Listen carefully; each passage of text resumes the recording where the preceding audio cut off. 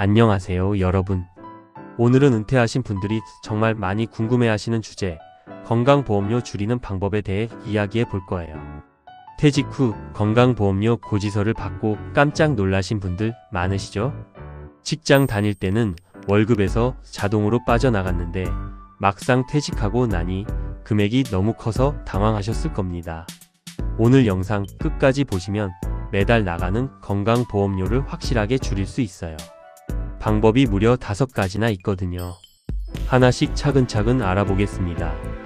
먼저 왜 퇴직하면 건강보험료가 갑자기 오르는지 이유부터 알아야 합니다.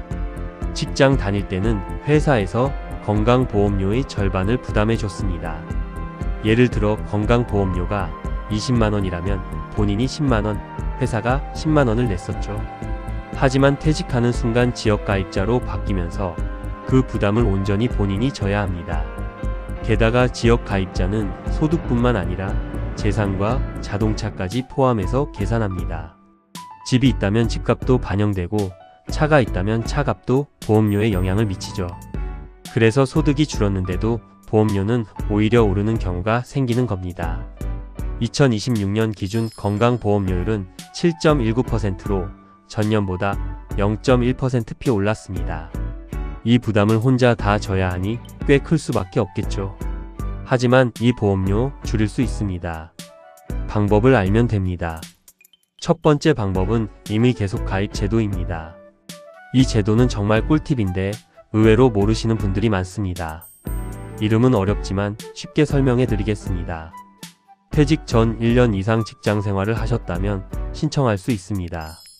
퇴직 후에도 직장 다닐 때와 비슷한 수준의 건강보험료를 최대 2년까지 유지할 수 있는 제도입니다. 지역 가입자로 바뀌면 보험료가 크게 오를 수 있는데 이 제도를 활용하면 예전 수준으로 납부할 수 있는 거죠. 단, 신청 기간이 정해져 있습니다. 지역 가입자 고지서를 처음 받고 납부 기한으로부터 2개월 안에 신청해야 합니다. 이 기간을 놓치면 혜택을 받을 수 없으니 퇴직 후 고지서를 받으면 바로 확인하시기 바랍니다. 신청은 국민건강보험공단 홈페이지 www.nhis.kr 또는 전화 1577-1000으로 가능합니다. 이것만 잘 활용해도 2년 동안 보험료를 크게 절약할 수 있습니다. 두 번째 방법은 피부양자로 등재되는 것입니다. 이 방법은 매우 효과적입니다. 자녀나 배우자 중 직장 다니는 분이 있다면 그분의 피부양자로 등록될 수 있습니다. 피부양자가 되면 건강보험료를 전혀 내지 않아도 됩니다. 0원입니다. 하지만 아무나 될 수 있는 건 아니고 몇 가지 조건이 있습니다. 먼저 연간 소득이 2천만원 이하여야 합니다. 여기서 소득은 금융소득, 임대소득, 사업소득, 연금소득 등 모든 소득을 합산한 금액입니다. 재산 기준도 있는데 재산세 과세 표준이 일정 금액 이하여야 합니다.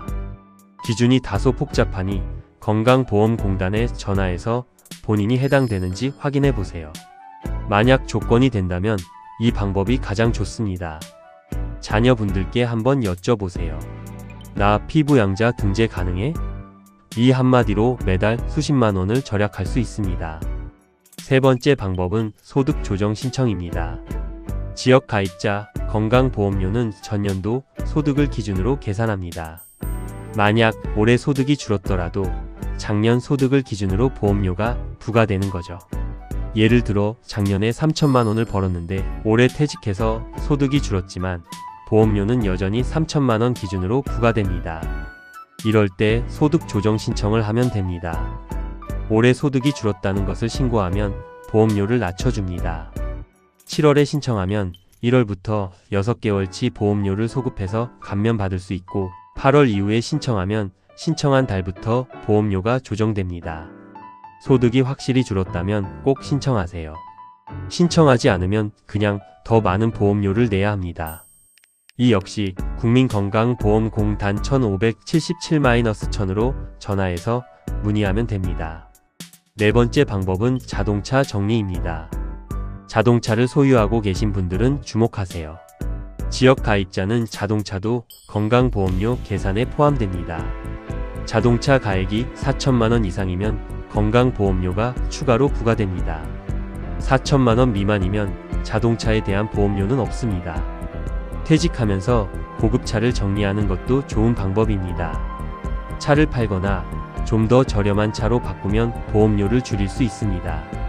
또는 리스 차량으로 바꾸는 것도 방법입니다. 리스 차량은 명의가 리스 회사로 되어 있어서 재산에 포함되지 않습니다.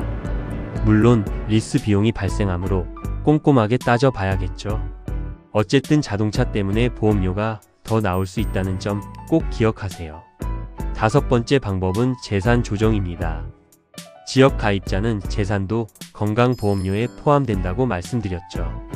재산이 많을수록 보험료도 더 많이 나옵니다. 하지만 금융재산은 건강보험료 부과 대상이 아닙니다. 부동산과 금융자산을 비교해보면 부동산은 보험료가 부과되지만 금융자산은 그렇지 않습니다. 따라서 부동산 비중을 줄이고 금융자산 비중을 늘리면 보험료를 줄일 수 있습니다. 또한 비과세 증여 한도를 활용하는 방법도 있습니다. 자녀에게 증여하면 재산이 줄어들어서 보험료를 낮출 수 있습니다. 배우자는 6억 원, 성인 자녀는 5천만 원, 미성년 자녀는 2천만 원까지 비과세 증여가 가능합니다. 하지만 이 부분은 세무사나 전문가와 상담 후 결정하는 것이 좋습니다. 잘못하면 오히려 세금 폭탄을 맞을 수 있으니 본인의 상황에 맞춰 전문가의 도움을 받는 것이 가장 안전합니다. 오늘 말씀드린 내용을 다시 한번 정리해 보겠습니다. 첫 번째, 임의계속가입 제도. 퇴직 후 2년간 직장 다닐 때와 같은 수준의 보험료를 유지할 수 있습니다. 고지서 수령 후 2개월 안에 신청해야 합니다. 두 번째, 피부양자 등재. 직장 다니는 자녀나 배우자의 피부양자로 들어가면 보험료 0원, 소득 2천만 원 이하인지 확인하세요. 세 번째, 소득 조정 신청. 소득이 줄었다면 즉시 신청하세요. 7월에 신청하면 6개월치 소급 적용됩니다. 네 번째, 자동차 정리. 차 잔존 가액이 4천만 원이 넘으면 보험료가 더 나옵니다. 이참에 정리하는 것을 고려해 보세요. 오늘 정보가 여러분께 도움이 되었기를 바랍니다. 시청해 주셔서 감사합니다.